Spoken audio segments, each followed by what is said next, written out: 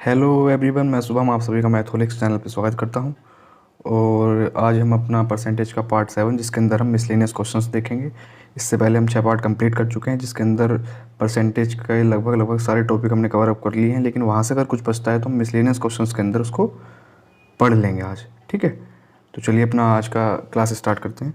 और पहला क्वेश्चन हमारा क्या है, इसमें पहला क्वेश्चन देखते हैं। पहला क्वेश्चन हमारा क्या कह रहा है, देखो कि on a certain date Pakistan has a success rate of 60% against India in all the ODIs. ठीक है, played between the two countries. इन दोनों देशों के बाद जो इन दोनों देशों के बीच जो मैच खेले गए उनमें पाकिस्तान का जो सक्सेस रेट था वो 60% था। ठीक है, लेकिन जब इन्होंने आगे के 30 मैचेस और खेले, उन 30 मैच के अंदर पाकिस्तान वालों को जो था, इन्होंने कहा है ना कि आगे कि in a row to India and their success rate comes down to 30%। यानी कि अगर टोटल का हम रन रेट लगाएं, सक्सेस रेट लगाएं तो वो 30% पे आ गया, जो पहले 60% था। तो 30 के 30 मैच जो थे ये हार गए हैं। They lost next 30 ODIs. ठीक है, इन्होंने नेक्स्ट तो 30 ओडीआई खेले, वो 30 के 30 ये हार गए। ऐसा करने पे इनका जो सक्सेस रेट था टोटल वो कितना हो गया, 30% हो गया। तो हमको ये बताना है the total number of ODIs played between the to countries is, कि दोनों देशों के बीच खेले गए मैच की संख्या कितनी है। ठीक, क्वेश्चन को अपने छोटा कर देते हैं, समझ आ गया हो आपको। बाकी देखो ये कह रहा है कि मान लो पहले इन्होंने कुछ एक्स मैच खेले, मान लो यहाँ पे पाकिस्तान का सक्सेस रेट कितना था, 60 था। उसके बाद में इन्होंने 30 मैच और खेले, यहाँ पे सक्सेस रेट 0 है। ऐसा करने पे इनके जो टोटल मैच हो गए वो कितने हो गए, x+30 हो गए। और यहाँ पे इनका सक्सेस रेट कितना हो गया, 30% हो गया। ठीक है, बस हमको क्या x की वैल्यू निकालनी है। तो पहले तो मैं x से बता देता हूँ, फिर दूसरा इसका एलिगेशन वाला तरीका भी बताऊँगा। तो x का 60% प्लस 30 का 0% तो कितना हो जाएगा, 0 ही हो जाएगा। इस टू क्या हो जाएगा, x+30 टोटल का 30%। ठीक है, ये 0 है, इसको तो हम हटा ही देते हैं, इसका तो कुछ यूज़ है नहीं है। अब हमारे पास क्या बचा, इधर 30% है, परसेंटेज से परसेंटेज गायब हो जाएगा, 30 से 60 दो बार कट जाएगा। तो 2x बराबर कितना आ जाएगा, x+30। ठीक, यहाँ से हम क्या कह देंगे, x की वैल्यू कितनी आ जाएगी हमारी, 30 आ जाएगी।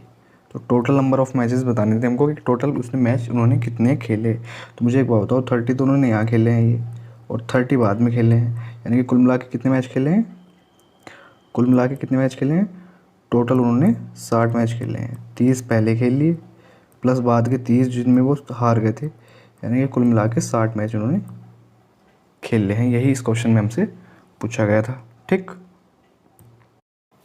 बाकी इसका दूसरा तरीका अगर देखना चाहते हो तो हम इस क्वेश्चन को एलिगेशन से भी कर सकते हैं। एलिगेशन से कैसे कर सकते हैं, जब एलिगेशन पढ़ाऊंगा तो उस टाइम पे समझ लेना। बाकी अगर थोड़ा बहुत एलिगेशन आता हो तो ये देख लीजिए।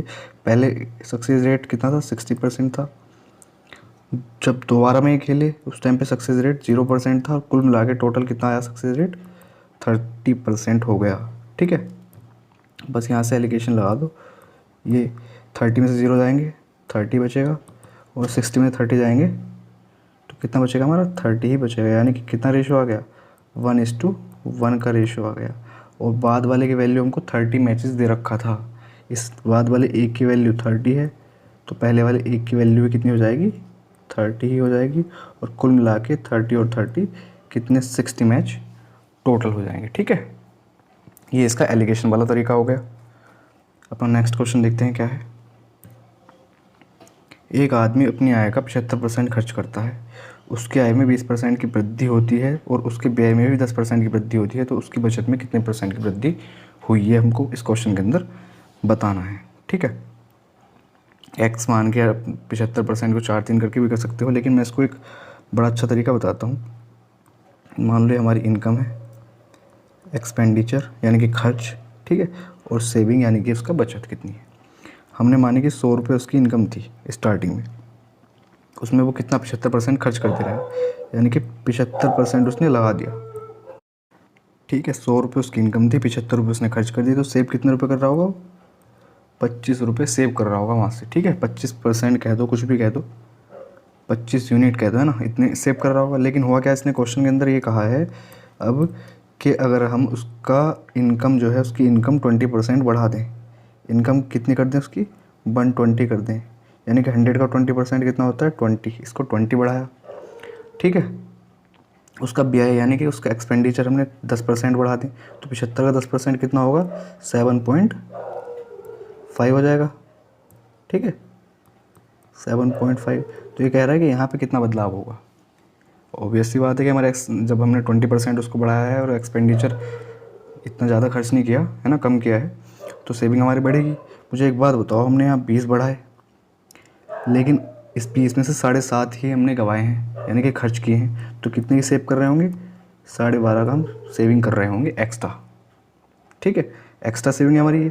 और ये किस पे पूछ रहा है 25 पे पूछ रहा है, तो 25 का 12.5% कितना होता है 25 का आधा होता है, आधे का मतलब 50%, यानी कि कितनी उसकी आय बढ़ जाएगी 50% उसकी, सॉरी सेविंग बढ़ जाएगी उसकी 50% सेविंग बढ़ जाएगी, ठीक है। हमको ये लिखने की ज़रूरत नहीं होती। देखो क्वेश्चन के अंदर दरअसल हम करते क्या है, हम 100 से, जैसे इसने कहा था कि 20% बढ़ा दो, तो 100 से हम 120 कर देते हैं। फिर उसने कहा कि एक्सपेंडिचर को 10% बढ़ा दो, 75 में 10% यानी कि इसको 87.5 लिखेंगे, सॉरी 82.5, जो कि बिल्कुल भी लिखने की ज़रूरत नहीं है। हमको पता है कि 120 में से जब हम 82.5 घटाएंगे ना, तो यहाँ पे हमारा कितना आएगा 37.5 आ जाएगा। और हमको तो बस गैप की ज़रूरत है इसके, तो हम यहीं से देख लेते हैं कि 20 यहाँ बढ़े थे, 7.5 इसने खर्च किए हैं, तो 12.5 एक्स्ट्रा बचा रहा है वो। 12.5 एक्स्ट्रा बचाने का मतलब क्या हुआ कि 25 पे 12.5 बचा रहा है, 12.5 बचा रहा है 25 पे। तो 25 का आधा कितना होता है 12.5 होता है, आधे का मतलब 50% हो गया, यानी कि 50% उसकी जो सेविंग थी उसमें इंक्रीमेंट हो रहा है, ठीक है। नेक्स्ट क्वेश्चन देखते हैं अपना।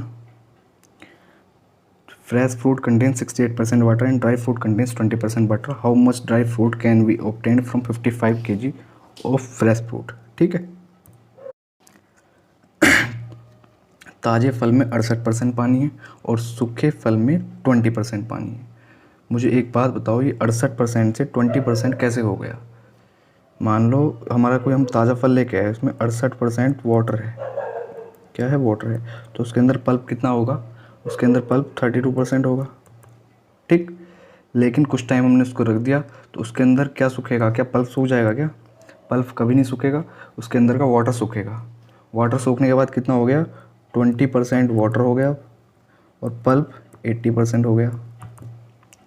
तो पल्प तो हमारा यहाँ भी सेम था और पल्प हमारा यहाँ भी सेम है, परसेंटेज चेंज हुआ है लेकिन पल्प सेम है, ठीक है। इस चीज़ को याद रखना है कि जब भी हमारा फल कोई सूखेगा तो उसके अंदर पानी ही कम होगा, पल्प कभी भी कम नहीं होता, ठीक है।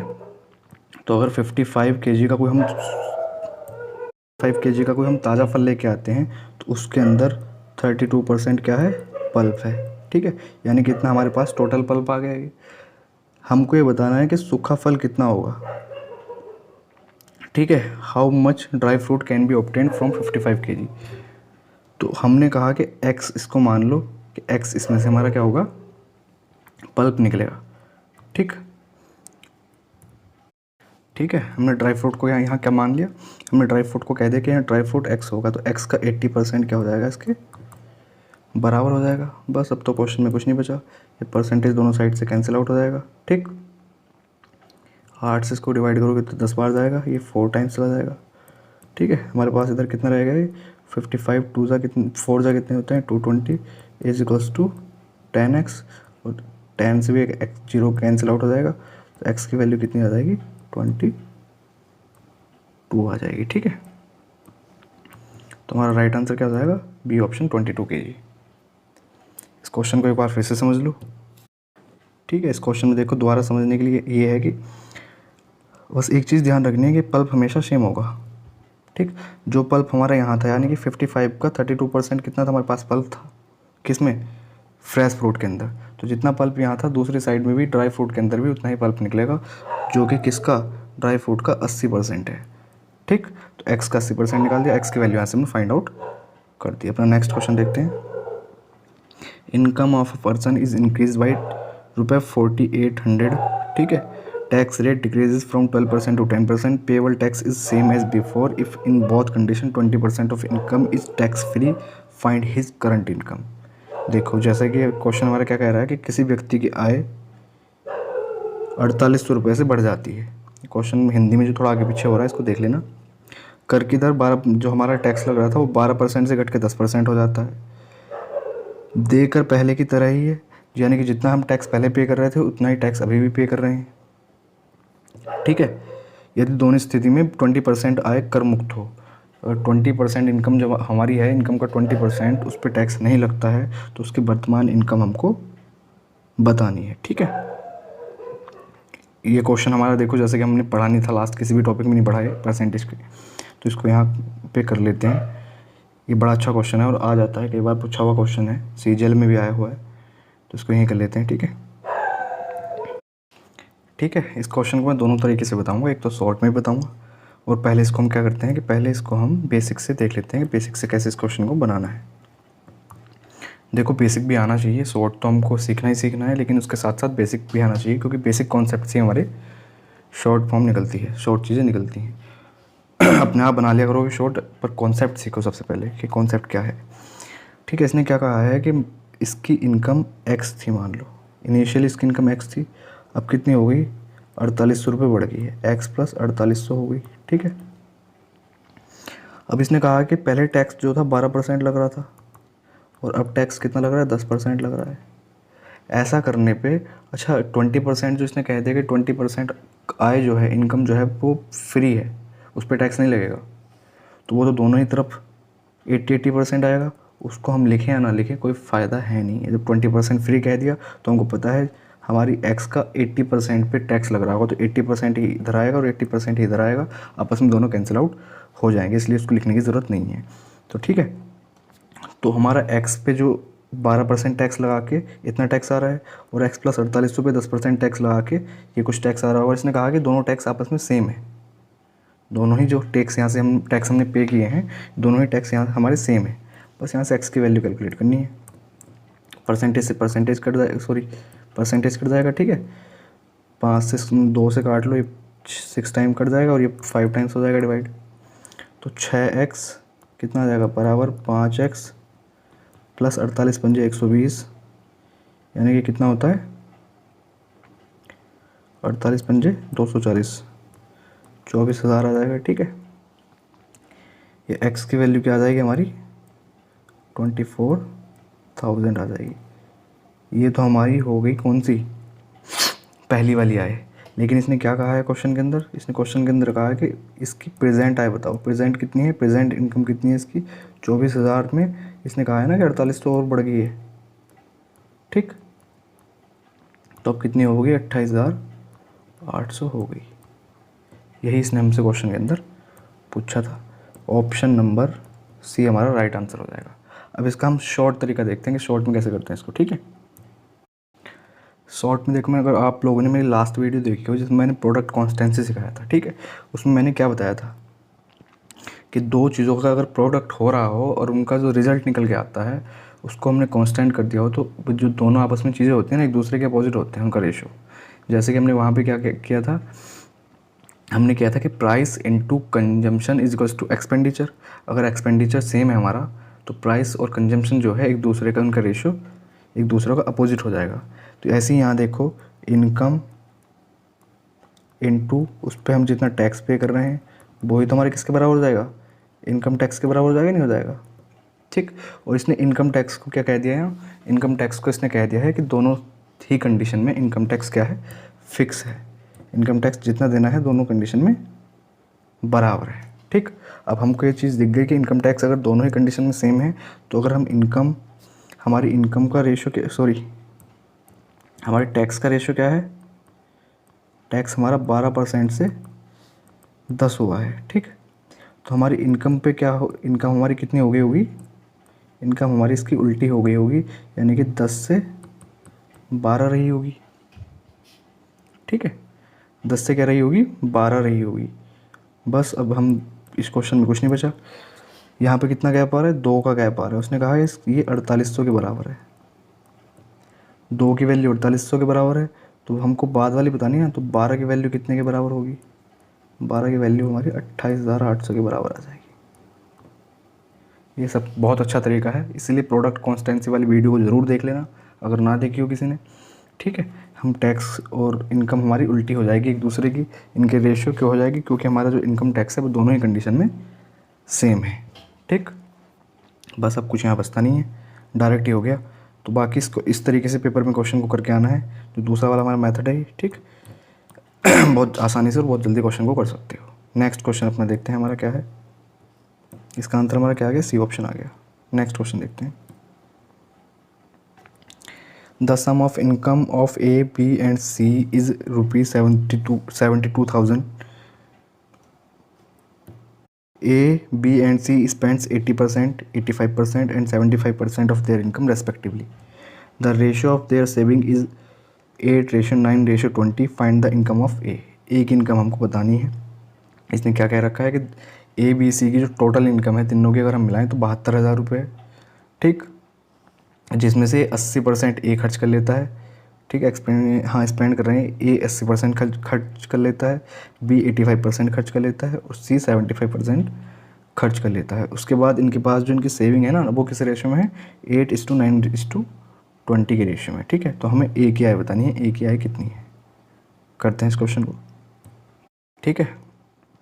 तो इस क्वेश्चन को करते हैं, एक्स मान के आप करना चाहो तो कर लेना, बाकी मैं इसको जो है मैंने स्टार्टिंग में कहा था, मैंने परसेंटेज स्टार्ट किया था कि जब भी हमको कुछ मानना हो हम उसको 100 मानेंगे। तो तीनों की इनकम हमने कितनी मान ली, 100% मान ली, ठीक है। तीनों की इनकम कितनी है, 100 है, ठीक। मुझे एक बात बताओ, 100 में से ए कितना 80% खर्च कर ले रहा है, तो कितना बचा रहा होगा, 20% बचा रहा होगा। ये कितना खर्च कर ले रहा है, 85% खर्च कर ले रहा है और 15% ये सेव कर रहा होगा, ठीक। और सी वाला जो है 75% खर्च कर ले रहा है, तो ये कितनी सेविंग कर रहा होगा, 25% की खर्च कर रहा होगा। ये ऊपर वाला जो रेशियो है हमारा इनकम का है, ये हमारे एक्सपेंडिचर का है, ठीक है, यानी कि खर्च का। और ये जो तीसरा है हमारा, ये सेविंग का रेशियो है, ठीक। अब मुझे एक बात बताओ छोटी सी, इसने हमको क्या दिया हुआ है कि ये किस रेशियो में बचा रहे हैं, सेविंग जो है इनकी 8:9:20 के रेशियो में है। यानी कि 20% की अगर मैं बात करूं तो इसकी वैल्यू इसने कितनी दी हुई है, 8 दी हुई है। 20% की वैल्यू 8 दी हुई है। तो ए की अगर इनकम की बात करते हैं, ए की इनकम है 100%, तो 100% की वैल्यू कितनी हो जाएगी, 20% की वैल्यू 8 है, तो 5 से मल्टीप्लाई करके 100% बन जाएगा, यानी कि 100% की वैल्यू हो जाएगी 40, ठीक। यहाँ से हम इनकम का रेशो निकाल रहे हैं बनके। ऐसे ही करके बी की जो सेविंग है 15% है और उसकी वैल्यू उसने दे रखी है 9, तो 15% की वैल्यू 9 दे रखी है, 100% की वैल्यू कितनी हो जाएगी, 60 हो जाएगी, ठीक। ऐसे ही करके इसने 25% क्या दिया हुआ है, 25% सेविंग दी हुई है सी की, लेकिन हमारे क्वेश्चन के अकॉर्डिंग 20 दी हुई है इसकी सेविंग, यानी कि 25% की वैल्यू 20, तो 100% की वैल्यू के लिए हम क्या करेंगे, 4 से मल्टीप्लाई कर देंगे दोनों में, यानी कि 100% की वैल्यू आ जाएगी 80। हमारा ए बी और सी का क्या आ गया, रेशो आ गया इनकम का, ठीक। 40, 60 और 80, 40, 60 एंड 80। लेकिन इसकी जो वैल्यू दी हुई है इसने क्वेश्चन के अंदर 72,000 दी हुई है, ठीक। जब 72,000 दी हुई है तो 60 और 40 100 और 80 180, 180 की वैल्यू 72,000 और एक ही बतानी है हमको, तो 40 की वैल्यू कितनी हो जाएगी ये हमको निकालना है। इस जीरो से ये जीरो कैंसिल, 18 से 400 आ गया एक की वैल्यू, एक की वैल्यू कितनी आ गई 400, तो 40 की कितनी हो जाएगी, 16,000 हो जाएगी। यही हमारा इस क्वेश्चन का आंसर है, कितना, 16,000। सी इज़ द राइट आंसर, ठीक है। एक बार फिर से समझा देता हूँ, देखो हमने क्या किया है, हमने इन तीनों की जो इनकम थी उनको 100% मान लिया, ठीक है। 100% मान लिया, तो हमारी जब इनकम ए की 80% एक्सपेंडिचर है, यानी कि खर्च कर लेता है, तो 20% सेव कर रहा होगा। ये अगर 80% खर्च कर लेता है तो 20% सेव कर रहा होगा, लेकिन इसने क्या कहा है कि जो सेविंग है ना इसकी 8 के रेशियो में है, यानी कि 20% की वैल्यू 8, तो 100% की वैल्यू कितनी हो जाएगी, 40 हो जाएगी, ठीक। ऐसे ही बी की बात करें तो 100% हमने इसकी टोटल इनकम मानी हुई थी, लेकिन 85% उसमें से क्या कर ले रहा है, स्पेंड कर ले रहा है, तो 15% ही अपनी सेविंग कर रहा होगा। और 15% की वैल्यू ऑप्शन में क्या दी हुई है, क्वेश्चन में क्या दी हुई है, 9 दी हुई है। ठीक है, तो 15% की वैल्यू 9, तो 100% की 60 हो जाएगी। ठीक है, ऐसे ही सी के लिए भी 100% हमने इसकी इनकम मानी और 75% क्या था, ये खर्च कर ले रहा था, तो 25% अपने बचा रहा होगा। 25% की वैल्यू इसने कितनी दी हुई है क्वेश्चन के अंदर, 20 दी हुई है। तो 25% की वैल्यू 20 है, तो 100% की वैल्यू कितनी हो जाएगी, 80 हो जाएगी। हमारा ऐसा करने पे इन तीनों का जो इनकम थी वो कितनी कितनी आ गई, 40, 60 और 80, यानी कि टोटल हो गई 180। तो 180 की वैल्यू इसने कितनी दी हुई थी, 72,000 दी हुई थी, और हमसे एक यानी कि 40 की वैल्यू पूछ रहा था। तो 18 चौके 72 होते हैं, यानी कि 400 वहाँ से आ गया, और 40 की निकालनी है तो 16,000 क्या हो जाएगा, हमारा राइट आंसर हो जाएगा। नेक्स्ट क्वेश्चन देखते हैं क्या है। एक खेत में काम करने वाले कर्मचारियों की संख्या में 25% की वृद्धि हुई है और प्रति व्यक्ति मजदूरी में 25% की कमी आई है। यदि कुल वेतन में x% की कमी होती है तो x का मूल्य बताओ। ठीक है, the number of employees working in a farm is increase by 25% and the wages per head are decrease by 25%। If it result in x% decrease in total wages then the value of x। ठीक, देखो इस question के अंदर हमारे क्या कह रहा है ये क्वेश्चन ये कह रहा है, देखो कि मान लो पहले जो 25% का मतलब कितना होता है, सबको पता है, 1/4 होता है। ठीक है, यानी कि पहले जो हमारे काम करने वाले मजदूर थे वो 4 थे, लेकिन अब कितने हो गए, सॉरी एक बढ़े हैं ना, ये 25% बढ़े हैं, तो 4 से 5 हो गए होंगे। ठीक, लेकिन 25% इनकी बेस का मतलब क्या होता है, इनको मिलने वाली मजदूरी में कमी आई है, यानी कि पहले अगर 4 रुपये मिल रहे थे तो अब इनको 3 रुपये मिल रहे होंगे एक आदमी को, प्रति व्यक्ति की बात चल रही है। तो एक बात बताओ, जब 4 आदमी हैं टोटल और एक को 4 रुपये मिलते हैं तो 4 को कितने मिलेंगे, 16 मिलेंगे। ऐसे ही अब 3 रुपये मिलने शुरू हो गए एक आदमी को, तो 5 आदमी हो गए, क्योंकि एक बड़ा है, तो कितने मिल रहे होंगे, टोटल 15 मिल रहे होंगे। इसका मतलब क्या हुआ, कुल वेतन पहले 16 रुपये था, आज 15 रुपये है, कितने की कमी आ गई, एक की कमी आ गई, कितने पे, 16 पे 200, जो कि किसके बराबर हो जाएगा, हमारा 25/4% के। डी ऑप्शन हमारा राइट आंसर हो जाएगा इसका। क्वेश्चन में कुछ खास था नहीं। नेक्स्ट क्वेश्चन देखते हैं अपना। यदि किसी वस्तु की कीमत में 20% की कमी होती है और उसकी खपत में 20% की वृद्धि होती है तो वस्तु पर व्यय में वृद्धि या कमी क्या होगी, ये हमको बताना है। If the price of commodity is decrease by 20% and its consumption is increase by 20%, what will be the increase और decrease in the expenditure on the commodity. ठीक है, इस तरह का क्वेश्चन मैं बता चुका हूँ ऑलरेडी, 2-3 क्वेश्चन करा चुका हूँ कि जब भी बराबर की कमी और बराबर की बढ़ोतरी हो तो हमेशा वहाँ पे डिक्रीमेंट होगा, और कितने का होगा, जितनी परसेंट दे रखी हो 20/20 कर दो, इतने की क्या हो जाएगी, हमेशा डिक्रीमेंट होता है इसमें, माइनस का 4% हो जाएगा। ठीक, माइनस का 4%, यानी कि बी आ जाएगा, 4% का क्या होगा, ये डिक्रीज हो जाएगा। इस तरह के क्वेश्चन में ध्यान रखो, ये भी प्रोडक्ट कॉन्स्टेंसी का ही है। एक्सपेंडिचर हमारा क्या है, एक्सपेंडिचर को पूछ रहा है, और इसने क्या, दोनों चीज़ें जो साइड की थी हमारी, प्राइस और कमोडिटी दोनों ही बढ़ाई हैं। ठीक है, कंजम्पशन यानी कि कुछ भी कहते हैं उसको, और एक्सपेंडिचर बराबर में था, दोनों चीज़ अब इधर एक को बढ़ाया है एक को घटाया है। जब ऐसी कंडीशन आए कि एक चीज़ बढ़े और दूसरी घटे और बराबर की परसेंटेज दे रखी हो, तो कुछ नहीं करना, डायरेक्ट 20/20 कर दिया, यानी कि वहाँ पे हमेशा डिक्रीज ही होगा, कितने का, 4% का हो जाएगा अगर 20% दिया हुआ है। बाकी मैंने ये जो क्वेश्चन था मैंने ये कराया हुआ है, जहाँ पे आई थिंक पार्ट 2 परसेंटेज के पार्ट 2 में मैंने इसको कराया हुआ है, A+B वाला फॉर्मूला भी लिखवाया था, कॉन्जुगेटिव वाली जो क्लास है ना उसको देखना, उसमें कराया हुआ है। ठीक है, ये क्वेश्चन कई बार पूछा हुआ क्वेश्चन है। इस चीज़ को ध्यान रखना कि जब 20 किसी भी, मान लो A% की ही बढ़ोतरी करे और A% ही उसको कम करे, ठीक है, तो वहाँ पे हमेशा क्या होगा, हमारा घाटा होगा, डिक्रीमेंट होगा, कितना, A² 100 का। तो डायरेक्ट दिख रहा था 20/20 का मतलब 4, 2 × 2 4 हो जाएगा, और हमारा डिक्रीज आ जाएगा। ठीक है, नेक्स्ट क्वेश्चन देखते हैं अपना। 5% ऑफ A बराबर B then B% of 20 is the same as. हमको ये बताना है कि अगर 5% ऑफ A B के बराबर है तो B% ऑफ 20 किसके बराबर होगा। ठीक है, ठीक है, तो इस क्वेश्चन को हम देखते हैं अपना।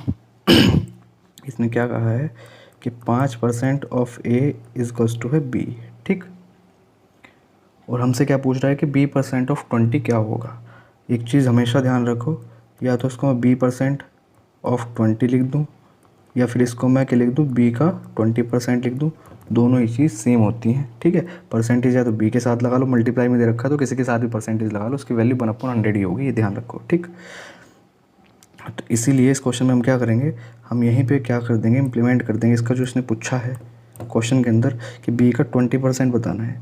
ये तो हमारे पास आ गया कि 5% ऑफ a बराबर b है, लेकिन b का 20% बताना है, तो b का 20% से इधर मल्टीप्लाई किया है तो 20% से हमको इधर भी मल्टीप्लाई करनी पड़ेगी।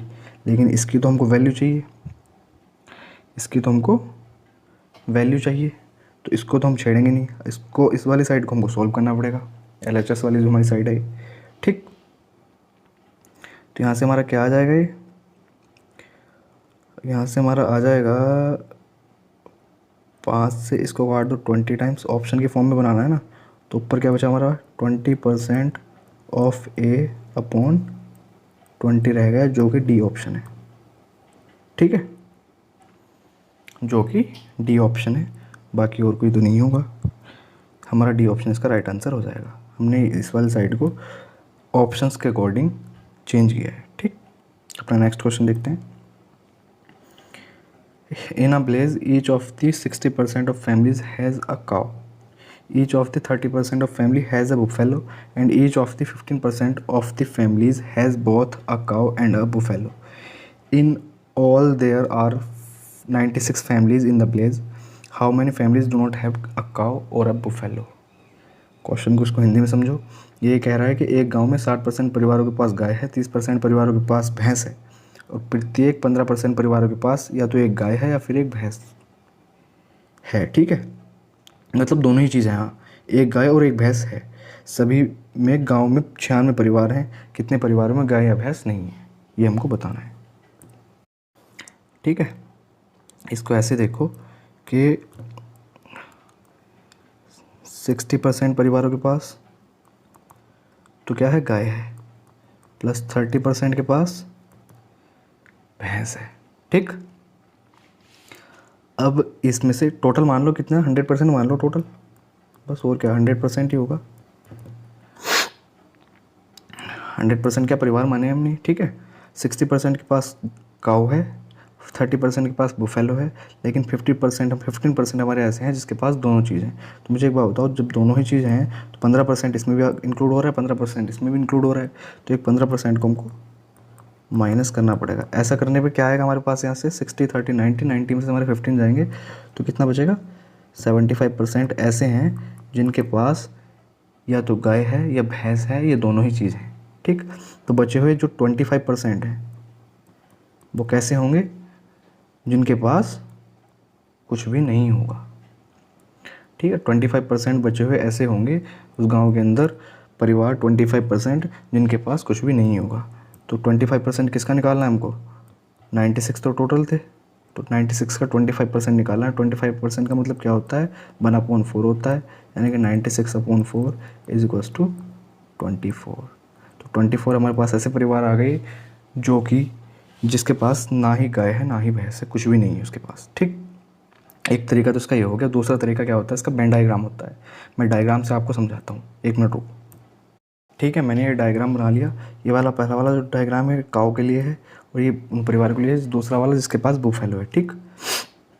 तो ऐसे कितने हैं जिनके पास काऊ है, वो 60% है, और ऐसे कितने हैं जिनके पास बुफेलो है, वो 30% है, और कॉमन बीच में कितना आ रहा है, 15% आ रहा है, ठीक है। तो मुझे एक बात बताओ, ये जो 60% वाला सर्किल है, इसमें 15% तो ये वाले इंक्लूड हो रहे हैं, तो बचे हुए 45% ऐसे होंगे जिनके पास केवल और केवल काऊ होगी, यानी कि गाय होगी, ठीक है। अब इस वाले सेकंड वाले सर्कल की हम बात करते हैं। बुफेलो वाले में 15% इसमें भी कॉमन है, यानी कि 30 में से 15% तो कॉमन वाले हैं। बचे हुए, अगर ये पूछ लेता कि बुफेलो कितने के पास है, तो 15% के पास बुफेलो बस। यानी कि यहाँ से हम क्या कह सकते हैं कि टोटल हमारे पास कितना होगा, 45 15 और 15 75% ऐसे हैं जिनके पास कुछ ना कुछ है, या तो गाय है या भैंस है या फिर दोनों ही चीज़ है, ठीक है। तो बचे हुए रिमेनिंग कितने 25% हमारे कैसे क्या होंगे, 25% वो होंगे जिनके पास कुछ भी नहीं होगा। तो 96 का 25% कितना आ जाएगा, 48 सॉरी 24 आ जाएगा। ये हमारा इस क्वेश्चन के अंदर पूछा था। ये डायग्राम बनाने से में यही फ़ायदा हो जाता है कि अगर वो सिंगल पूछ लेना कि केवल वो बताओ जिनके पास केवल गाय है या केवल भैंस है, ठीक है, तो यहाँ से हम कह देंगे कि केवल जो गाय वाले हैं वो 45% है, केवल जो भैंस वाले हैं वो 15% है, ठीक।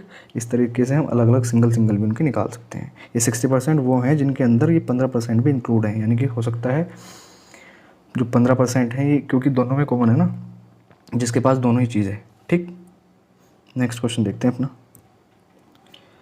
इन an examination A got 25% marks more than B got 10% less marks less than C and C got 25% more than D if D got 320 marks out of 500, ठीक है। द मार्क्स ऑब्टेन्ड बाई ए वर, ए को कितने मार्क्स मिले। Question ये कह रहा है question के अंदर एक परीक्षा में ए को बी से 25% अधिक अंक प्राप्त हुए, बी को सी से 10% कम और सी को 25% डी से अधिक अंक प्राप्त हुए, ठीक है। यदि डी को 500 में से 320 अंक मिले हो तो ए द्वारा प्राप्त अंक हमको बताने हैं। करते हैं अपना क्वेश्चन स्टार्ट। देखते हैं अपना क्या कह रहा है क्वेश्चन के अंदर। क्वेश्चन तो हमें समझ आ ही गया है, इसको छोटा कर देते हैं, थोड़ा साइड में रख देते हैं, ठीक है। यहाँ पे हम लिख लेते हैं ए है, ये बी है, ठीक, ये सी है हमारा और ये हमारा डी है। डी को कितने नंबर मिले हैं, 320 मिले हैं। ये चीज़ हमको इसने बता दी कि डी को 320 मार्क्स मिले हैं, ठीक। क्वेश्चन को हम उल्टा ही स्टार्ट करते हैं। इसने लास्ट में क्या कहा था कि सी गोट 25% मोर देन डी, यानी कि 320 से 25% ज़्यादा किसको मिले हैं, सी को मिले हैं। तो 320 का 25% कितना होगा, 25% की फ्रैक्शन वैल्यू 1/4 होती है, यानी कि 320 का 1/4 कितना होगा, 80। 320 में 80 और जोड़ देंगे तो कितना हो जाएगा, 400। सी को कितने मार्क्स मिले हैं, 400 मार्क्स मिले हैं। अब इसने क्या कहा है कि बी को सी से 10% कम मिले हैं, यानी कि बी को सी से 10% कम। 400 का जब 10% कम करेंगे, 400 का 10% कितना होगा, 40 होगा। 400 में से 40 जाएंगे तो कितने बचेंगे, 360 बचेंगे, ठीक है। इसके बाद इसने क्या कहा है कि ए को बी से 25% ज़्यादा मिले हैं, ए को बी से 25% ज़्यादा मिले हैं। 25% का मतलब 1/4, यानी कि 360 का 1/4 कितना हो जाएगा, 90 हो जाएगा। तो 360 तो थे ही थे, प्लस 90 नंबर और फालतू मिले हैं जो कि कितने हो जाते हैं, 450 हो जाते हैं। और ये हमारा इसका आंसर हो जाएगा। Option number B is the right answer. A को कितने मार्क्स मिले हैं, 450 मार्क्स मिले हैं आउट ऑफ 500, ठीक है। नेक्स्ट क्वेश्चन देखते हैं अपना। A man's annual income has increased by 2 lakh, but the tax on income that he has to pay has reduced from 20% to 16%. He now pays the same amount of tax as before. What is his increased income? अभी जो पीछे question कराया है same उसकी तरह question है, आप खुद से कर सकते हो। बाकी मैं थोड़ा सा लिख देता हूँ कि टैक्स हमारा 20 से कितना हो गया, 16 हो गया। तो इनकम कितनी हो रही होगी, 16 से 20 हो रही होगी, ठीक। या फिर इसको हम कह देंगे 4 से 5 हो रही होगी। और इसका ही गैप कितना है, एक और इस एक की वैल्यू कितनी दे रखी है उसने, 2 लाख दी हुई है, ठीक है, 2 लाख दी हुई है। एक मिनट, कुछ गंदा ज़्यादा लिखा गया है। इनके बीच का गैप 1 आ रहा है। उसने कहा है ना कि 2 लाख बड़ी है, यानी कि बीच में हमारी तो कितनी 4 से 5 ही हुई है, यानी कि 1 बड़ी है। तो 1 की वैल्यू 2 लाख, ठीक। पूछ क्या रहा है वो, उसकी बढ़ी हुई आय बताओ। बढ़ी हुई आय कितनी है, 5 है। तो 5 की वैल्यू कितनी हो जाएगी, 1 की वैल्यू 2, तो 5 की 10 लाख हो जाएगी, ठीक। कितनी हो जाएगी, 10 लाख हो जाएगी। क्वेश्चन पीछे करा दिया है, एक्स मान के करना चाहते हो तो पीछे देख लो, वहाँ से कर लो, ठीक। नेक्स्ट क्वेश्चन देखते हैं अपना। A student has to obtain 33% of the total marks to pass. एक स्टूडेंट को पास होने के लिए 33% मार्क्स चाहिए थे। He got 125 marks and failed by 40 marks, ठीक है। द मैक्सिमम मार्क्स आर, हमको बताना है कि मैक्सिमम मार्क्स कितने हैं पेपर के अंदर। उसको पास होने के लिए 33% मार्क्स चाहिए थे, लेकिन हुआ क्या, 33% उसको मार्क्स चाहिए थे, लेकिन हुआ ये कि 125 नंबर तो ले आया हो, लेकिन उसको 40 नंबर और मिल जाते तो वो पास हो जाता, ठीक। वो क्या हो जाता, 33% पे क्या थे, पास थे, और 125 नंबर वो लेके आया, 40 और मिल जाते तो इधर भी पास हो जाता, यानी कि पास बराबर पास। 33% की वैल्यू कितनी हो गई, 125 और 40, 165। 33% की वैल्यू 165 होगी। 100% की वैल्यू हमसे पूछ रहा है। कितना गुना हो रहा है इसका? 5 गुना हो रहा है। ठीक, तो 100 का 5 गुना कितना हो जाएगा? 500। ठीक है, तो टोटल मार्क्स हमारे कितने थे उस पेपर के अंदर? 500 थे। यही उसने उस क्वेश्चन के अंदर पूछा है। कुछ क्वेश्चन के अंदर ज़्यादा खास था नहीं। आपने, मैं बताता हूँ कि दोनों साइड में हमने क्या पास मार्क्स रख लिए। एक तरफ पास के परसेंटेज रख लिया, एक तरफ पास का हमने मार्क्स रख लिए। 125 मार्क्स उसको मिले हैं। अगर 40 नंबर और मिल जाते तो वो पास हो जाता। 40 अंकों से फेल हुआ है ना, तो 125 में अगर उसको 40 और मिल जाते तो वो पास हो जाता है। यानी कि 33% की वैल्यू 165 है और 100% की वैल्यू हमसे वो पूछ रहा है। तो 100% की कितनी आ जाएगी? 500 आ जाएगी। अपना नेक्स्ट क्वेश्चन देखते हैं। 405 sweets were distributed equally among children in such a way that the number of sweets received by each child is 20% of the total number of children. How many sweets did each child receive? ठीक है, 405 मिठाइयाँ बच्चों के बीच समान रूप से वितरित होनी थी। यानी कि 405 मिठाइयाँ स्कूल के अंदर आई और जितने बच्चे थे उनमें सब में बराबर बराबर बांटी जानी थी वो। और किस हिसाब से बांटी जानी थी? कि जितने बच्चे थे प्रत्येक बच्चे को मिलने वाली मिठाइयों की संख्या कुल बच्चों की संख्या का 20% है। यानी कि जितने बच्चे थे उनका 20% जो है प्रत्येक बच्चे को मिठाई मिल रही है। तो हमको बताना है कि प्रत्येक बच्चे को कितनी मिठाई मिली। तो हमने कहा कि टोटल नंबर ऑफ बच्चे हम कितने मान लेते हैं? टोटल बच्चे मान लो अपने 100%। सॉरी, 1 मिनट रुक जाओ। 20% का मतलब क्या हुआ?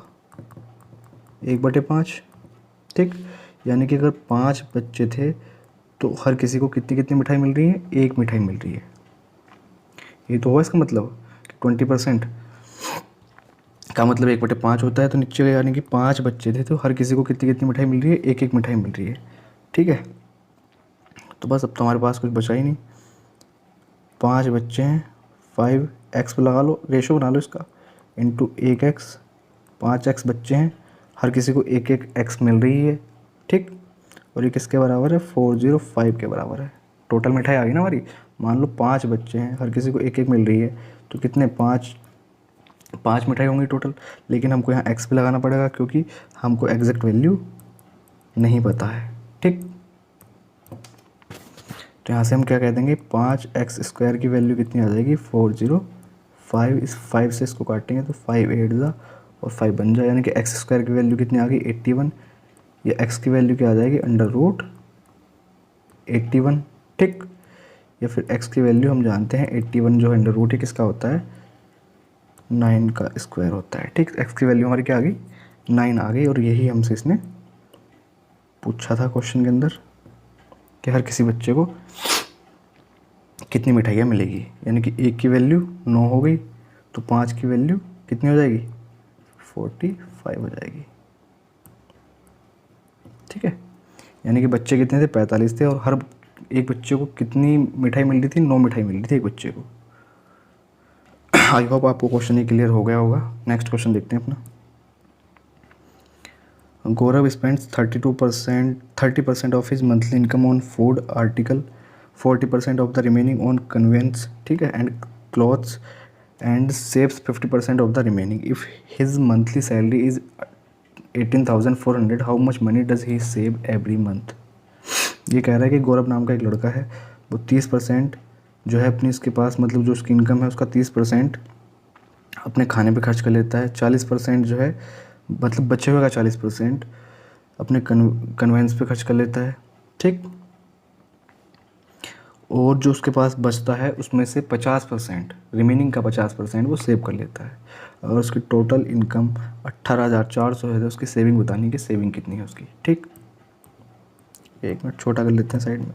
हम कहते हैं कि हम 18,400 को स्टार्टिंग में पकड़ते ही नहीं है, हम उसकी परसेंटेज निकाल लेते हैं कि उसने सेव कितने % किया है, उसकी सेविंग कितने % हुई है। टोटल इनकम अगर उसकी कितनी थी? 100% थी मान लो, तो उसमें से उसने 30% तो क्या किया? खर्च कर लिया खाने पे, 70% बचा। अभी 70% का भी 40% उसने कन्वेंस पे खर्च कर दिया। ठीक है, कन्वेंस और कपड़ों पे खर्च कर दिया। तो 70 का जब 40% खर्च कर देगा तो उसके पास कितना बचेगा? 40% 70 का खर्च हो गया, तो 70 का 60% कितना होता है? 42। यानी कि 42% उसके पास अभी भी बचा हुआ है। ठीक है, अब ये कह रहा है कि 42% का भी 50% सेव करता है वो, 42% का भी 50% सेव करता है। तो 42% का 50% कितना होगा, 50% आधा होता है, यानी कि 21% उसकी सेविंग है। लेकिन परसेंटेज के टर्म्स में हमसे नहीं पूछा उसने क्वेश्चन में, उसने हमसे एग्जैक्ट वैल्यू पूछी है कि उस बुक अपनी इनकम का कितना सेव करता है। उसकी सेविंग कितनी, वो सॉरी इनकम कितनी थी, 18,400 थी, उसका 21% वो सेव कर लेता है। ठीक है, 2 जीरो कैंसिल आउट, तो हमारे यहाँ से वैल्यू आ जाएगी कुछ। देखो अगर यूनिट डिजिट से काम चल रहा है तो, क्योंकि यूनिट डिजिट हमारे यहाँ 4 बन रही है, अगर किसी के लास्ट में एक ही हो तो ऑप्शन, एक ही ऑप्शन है, काम बन गया। Option A 3864। ठीक, 3864 हमारा क्या आ जाएगा, आंसर आ जाएगा। यूनिट डिजिट चेक कर लिया हमने, यहाँ 4 थे, यहाँ 1 था, 4 बन जा 4, यानी कि यूनिट में इसके 4 ही आना है, एक ही ऑप्शन में दिया हुआ था, तो हमने इसको क्या किया, यूनिट डिजिट से कर लिया। ठीक है, आई होप आपको ये क्वेश्चन समझ आ गया होगा। अपना नेक्स्ट क्वेश्चन देखते हैं। इसको एक बार और अगर समझाना हो तो ऐसे देखिए, किया नहीं है इसमें। 100% में टोटल इनकम मानी उसकी, 30% वो खर्च कर ले रहा था, तो 70% उस अपनी बचा रहा होगा। 70% में से भी 40% खर्च कर ले रहा हो कर रहा था वो, तो 60% क्या कर रहा था वो, रिमेनिंग का 60% बचा रहा होगा, यानी कि 70 का 60% कितना हो जाएगा, 42। इस 42% है ये चीज़ ध्यान रखना, 42% किसका है, इनकम का। और 42% ही बचा रहा है, इसमें से भी 42 में से आधा जो है वो अपनी सेव करता है, आधा कहीं और पे खर्च कर देता है, आधा सेव कर लेता है। तो 42 का आधा कितना होता है, 21, यानी कि 21% वो अपना टोटल इनकम का सेव कर लेता है। टोटल इनकम कितनी थी, 18,400, 18,400 का 21% कितना हो जाएगा, 3,864। ठीक है, पर नेक्स्ट क्वेश्चन देखते हैं। एक entry fee in an examination exhibition was ₹1. Later, this was reduced by 25%, which increased the sale by 20%. The percentage increase in the number of visitors is। एक प्रदर्शनी लगी हुई थी कहीं पे, ठीक है, एग्जीबिशन थी एक, उसमें प्रवेश शुल्क जो था ₹1 था। बाद में हुआ क्या, इसमें 25% की कमी कर दी गई। ठीक है, 25% की कमी कर दी गई। जब कमी हुई तो वहाँ पर विजिटर्स बढ़ गए, ठीक, जिससे बिक्री में 20% की वृद्धि हुई। तो हमको ये बताना है कि विजिटर्स जो बढ़े हैं वो कितने % बढ़े हैं। ठीक, तो देखते हैं इसको। ठीक, इसमें देखते हैं हमारा एक चीज़ देखो, हमारा इसमें क्या होगा कि जो हमारा प्राइस होगा टिकट का वो इनटू नंबर ऑफ़ विजिटर्स बराबर हमारी क्या होगी, टोटल सेल होगी। ठीक, इस चीज़ को याद रखना है बस। अगर 25% की क्या मतलब 25% की कमी आई है किसमें, प्राइस में। 25% का मतलब होता है कितना, 1/4। ठीक है, यानी कि क्या हुआ होगा, अगर पहले टिकट ₹4 का था तो ₹3 का हो गया होगा। अच्छा, इसका हमको पता नहीं कि विजिटर कितने थे पहले, अगर X विजिटर थे तो मान लो अब Y विजिटर हो गए होंगे। बस इतना बताया कि बढ़े हैं कुछ, पर कितने बढ़े हैं ये हमको नहीं पता। ठीक, ऐसा करने पे टोटल जो हमारी सेल थी उसमें 20% का क्या हुआ है, सेल हमारी 20% बढ़ गई है। तो 20% का मतलब क्या होता है, 1/5, यानी कि 5 से 6 हो गई होगी। बस यहाँ से अब कुछ नहीं है। हाँ, यहाँ से हम शॉर्ट में भी कर सकते हैं, लेकिन यहाँ ये देखो कि 4x ये वाली साइड है ना, 4x और ये वाली साइड कितनी हमारी 3y, इनका जो रेशियो है वो कितना आ गया, 5/6 आ गया। ठीक है, या 3 से इसको डिवाइड कर लो, 3 2 जा, और यहाँ से हमारी x और y की वैल्यू भी आ जाएगी, x/y कितना आ जाएगा, 5/8। यानी कि पहले अगर 5 आदमी आ रहे थे तो अब 8 आदमी आ रहे हैं। कितने की बढ़ोतरी होगी, 3 की बढ़ोतरी होगी। कितने पे, 5 पे इंटू 100। परसेंटेज के टर्म्स में कितना आ गया हमारा, 60% आ गया ये। ठीक है, यही इसने हमसे क्वेश्चन के अंदर पूछा था। हमारा आंसर क्या हो जाएगा, सी ऑप्शन। ठीक, ठीक है, इसको आप यहाँ से ऐसे कर सकते हो। नेक्स्ट क्वेश्चन देखते हैं अपना क्या है। राम अपने माल को श्याम की तुलना में 25% सस्ता और ब्राह्म की तुलना में, बड़ा अजीब नाम है यार, ब्राह्म की तुलना में 25% महंगा बेचता है। तो श्याम की तुलना में ब्राह्म का कितने परसेंट सस्ता है? ठीक है, ये देखो यही कह रहा है इस क्वेश्चन के अंदर कि हमारा कोई एक राम है, एक श्याम है और एक ब्राह्म है।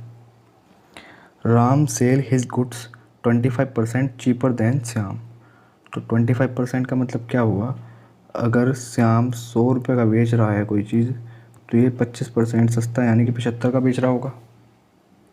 And 25% dearer than Brahm. Ram sells his good 25% cheaper, इससे तो 25% कम बेच रहा है, लेकिन इससे 25% ज़्यादा बेच रहा है। यानी कि इसका मतलब क्या हुआ?